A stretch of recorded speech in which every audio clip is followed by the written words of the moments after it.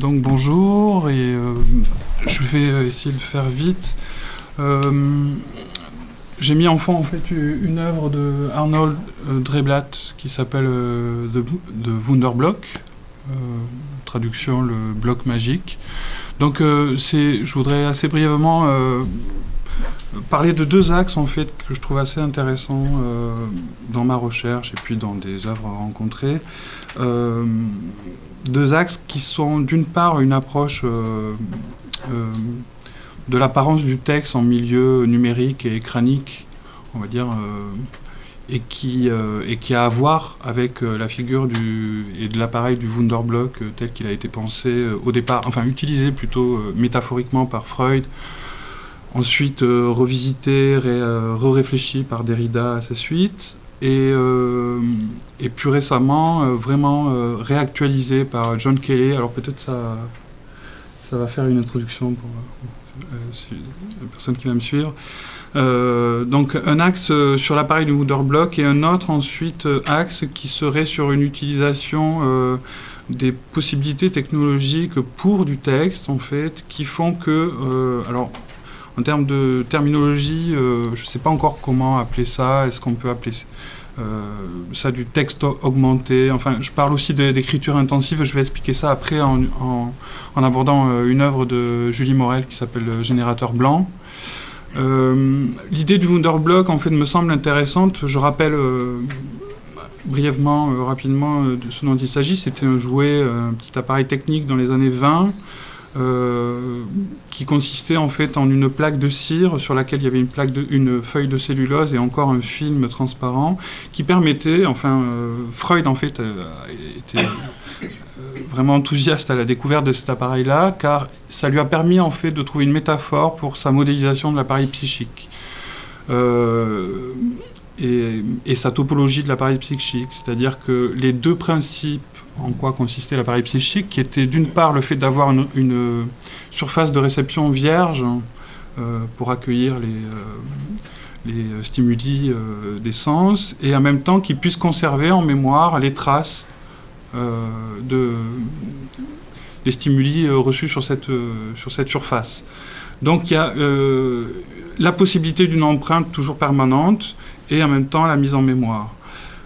Donc ça, c'est l'outil tel qu'il a été émulé, enfin en tout cas utilisé par Freud pour décrire l'appareil psychique. Donc il y a vraiment une utilisation d'une métaphore là, pour plutôt aider la psychanalyse et la formation de la psychanalyse. Ensuite, c'est vrai que cette métaphore qui a été pensée par Derrida a permis en fait plutôt de réfléchir à l'aspect technique de l'inscription de la trace, donc quelque part de creuser un peu plus cette utilisation métaphorique faite par Freud. Et le propos de Derrida étant de dire, bon, si Freud utilise cette métaphore pour l'appareil psychique, en fait, que nous apprend en même temps cet appareil particulier qu'est le Wunderblock, qui en fait articule une possibilité d'apparition et d'inscription d'une trace et en même temps de sa disparition. C'est une thématique qu'on retrouvera dans son ouvrage Mal d'archives, qu'il développe, donc avec une pulsion de trace et une pulsion d'effacement de la trace conjointe. J'aboutis assez brièvement à John Kelly, qui a réutilisé non pas la métaphore avec l'appareil psychique, mais qui a plus utilisé l'appareil du Wunderblock pour essayer de décrire ce qui se passe au niveau numérique sur l'écran pour une matière textuelle et les possibilités poétiques qui s'en dégagent. Donc c'est une façon, il me semble en tout cas, de réfléchir à la façon dont le texte apparaît en contradiction avec les processus de linéarité, d'impression qu'il a connus dans le livre et dans la forme codex. Et l'œuvre à laquelle je voulais faire référence également pour conclure, c'est le générateur blanc donc de Julie Morel. J'explique en deux mots. On verra, il y a une capture écran de... En fait, je ne vais pas passer par là. Je vais passer directement comme ça. Ce sera plus simple. Voilà. Julie Morel, en fait, a fait une résidence à la Chambre Blanche en 2017, je crois, et a écrit pendant cette résidence-là. Et elle a fait un générateur en ligne Et en fait, là, il y a du texte, on ne le voit pas. Tout simplement, la valeur du fond et la valeur du texte, le noir ou le blanc du texte ou du fond, dépend en fait de la position géographique du lecteur et du lieu de résidence où elle a écrit les textes, en fait. Donc là, tout simplement, là, j'ai fait une capture écran où le point de lecture, j'étais à Paris à ce moment-là, il faisait nuit, en fait, à Paris et nuit à Québec. Donc, donc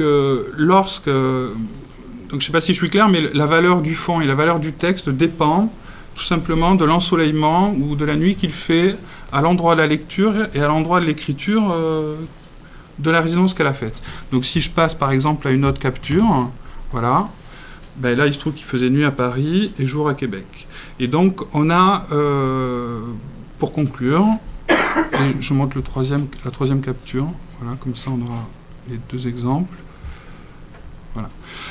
Ce qui m'intéresse là-dedans, en fait, c'est tout simplement l'exploitation et la capture de quelque chose qui est en fait une quantité physique, qui est la lumière, et qui est d'un certain niveau même expressif et poétique de l'ordre du cosmique. Enfin, après, on peut interpréter, réfléchir là-dessus, et qui est directement utilisé en fait dans la valeur figurale du texte à l'écran qui apparaît à l'écran. Donc c'est pour ça que je parlais tout à l'heure de texte augmenté, c'est-à-dire qu'on a une œuvre textuelle qui en fait est en relation directe, physique, sur la captation d'un signal extérieur à la production même générative du texte. Donc l'exploitation d'une quantité physique qui augmente quelque part l'expression et les possibilités du texte.